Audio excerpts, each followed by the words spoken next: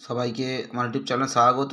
আজকে আলোচনা করব ক্যালকাটা ইউনিভার্সিটির সেমিস্টার 5 এবং সেমিস্টার 6-এ তোমাদের অনেকেরই বাংলা কথা সাহিত্য 1 এই পেপারটি তোমাদের রয়েছে। বিশেষ করে সেমিস্টার 5-এ CC 7 যে পেপারটা রয়েছে বাংলাতে, বাংলা কথা সাহিত্য 1, অনেকের হয়তো সেমিস্টার 6-এ পেপারটি রয়েছে। তোমাদের এই বাংলা কথা সাহিত্য 1-এর একদম 3 নম্বর যে মডিউলটা রয়েছে, 3 নম্বর মডিউল তোমাদের ছোট গল্প রয়েছে। এই ছোট গল্প থেকে তোমাদের ইতিমধ্যে আমি দেনা পাওনা গল্পের পণপ্রথার বিরুদ্ধে যে চিত্র ফুটে উঠেছে কিংবা সমাজ চেতনা, তার উত্তর কিন্তু আমি ইতিমধ্যে আপলোড করে দিয়েছি।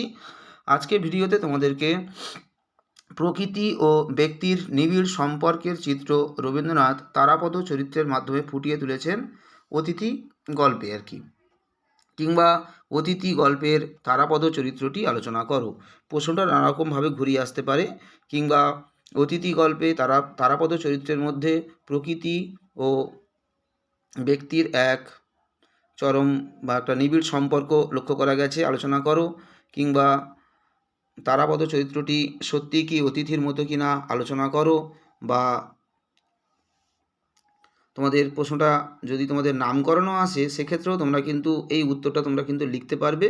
এবং নামকরণ এর আগেও আমি তোমাদেরকে বলেছি, যদি যে কোনো গল্পের নামকরণ আসে তাহলে তোমাদেরকে কিন্তু আগে লিখতে হবে নামকরণ সম্পর্কে কিছু বাক্য লিখে, এবং নামকরণ কি কি ধরনের হয়ে থাকে সেগুলো লিখে তারপরে তোমাদের গল্পের কাহিনীটা দিয়ে শেষে কিন্তু উত্তরের একদম শেষে কিন্তু তোমাদেরকে লিখতে হয় যে গল্পটা কীরকম ধরনের হয়েছে, চরিত্রকেন্দ্রিক নাকি কাহিনীভিত্তিক বা ঘটনাভিত্তিক নাকি ব্যঞ্জনাধর্মী, সেটা লিখতে হয়। এখানেও তোমাদের যদি এই অতিথি গল্পের নামকরণ আসে তাহলে তোমরা আমি যে উত্তরটা লিখে দিয়েছি, এই অতিথি তোমাদের কি বলে তারাপদ চরিত্র যে উত্তরটা আমি লিখে দিয়েছি, তোমরা এই তারাপদ উত্তরটাই কিন্তু তোমরা লিখবে। এবং শেষে গিয়ে তোমরা প্রথমে আগে নামকরণ সম্পর্কে কিছুটা লিখে নেবে, তারপরে যে উত্তর তোমাদেরকে দিলাম এই উত্তরটা তোমরা পুরোটা লিখবে, এবং শেষে গিয়ে লিখে দেবে যে অতিথি গল্পের নামকরণটা ব্যঞ্জনাধর্মী হয়েছে বা তারাপদ চরিত্র কেন্দ্রিকের উপরে ডিপেন্ড করে এই অতিথি গল্পের নামকরণটা করা হয়েছে। তাহলে তোমাদের নামকরণ উত্তরটাও তোমরা কিন্তু এই উত্তর থেকে লিখতে পারবে। সুতরাং তোমাদের অতিথি গল্প থেকে তারাপদ চরিত্র এলে কিংবা নামকরণ যাই আসুক না কেন তোমরা কিন্তু এই উত্তরটা তোমরা লিখতে পারবে।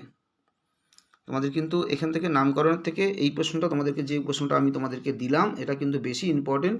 প্রকৃতি ও ব্যক্তির নিবিড় সম্পর্কের চিত্র তারাপদ চরিত্রে লক্ষ্য করা গেছে, এই প্রশ্নটা কিন্তু এখান থেকে ভীষণ ইম্পর্টেন্ট। আচ্ছা, এছাড়া তোমাদের দেনা পাওনা গল্প থেকে একটা উত্তর আমি অলরেডি আপলোড করে দিয়েছি। এবং তোমাদের নিশীথে গল্পটা অতিপ্রাকৃত গল্প নাকি মনস্তাত্ত্বিক গল্প আলোচনা করো, এটা কিন্তু ভীষণ ইম্পর্টেন্ট তোমাদের পরীক্ষার জন্য। এই উত্তরটা আগামীকাল সম্ভব তোমাদের আপলোড করে দেওয়া হবে। তোমরা যারা দেখছো অবশ্যই তোমরা কন্টিনিউ ফলো রাখবে, তাহলে তোমরা সমস্ত উত্তরই কিন্তু পেয়ে যাবে এক এক করে। সবাইকে নমস্কার।